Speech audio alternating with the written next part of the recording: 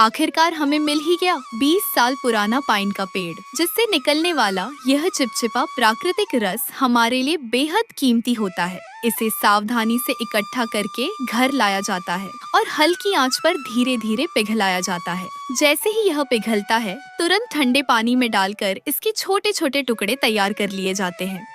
अब दूसरी तरफ लेते हैं ताजे बांस के पत्ते, जिन्हें अच्छे से पानी में धोकर सारी अशुद्धियां निकाल दी जाती हैं।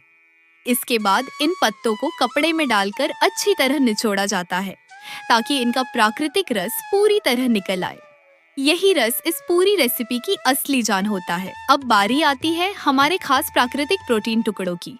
इन्हें छोटे छोटे नूडल जैसे आकार में काट लिया जाता है। फिर चुने के पानी के साथ अच्छी तरह रगड़कर इनकी सारी अशुद्धियां और कड़वाहट निकाल दी जाती है। इसके बाद साफ पानी से धोकर इन्हें पूरी तरह तैयार कर लिया जाता है। अब सबसे जरूरी प्रक्रिया शुरू होती है। इन टुकड़ों को बांस के पत्तों के रस के साथ 20 से 30 मिनट तक लगातार उबाला जाता है। इससे इनके अंदर की जेली जैसी प्राकृतिक शक्ति धीरे धीरे इस रस में घुल जाती है। उबालने के बाद इसे छानकर रस को अलग निकाल लिया जाता है। अब चावल के आटे को अच्छे से गूंथकर एकदम मुलायम तैयार किया जाता है और इसे चौकोर आकार में छोटे छोटे टुकड़ों में काट लिया जाता है। अब इन टुकड़ों के ऊपर डाला जाता है पेड़ों से प्राप्त वो खास प्राकृतिक चिपचिपा रस और साथ ही मिलाया जाता है बांस के पत्तों से तैयार किया गया जेली जैसा मिश्रण।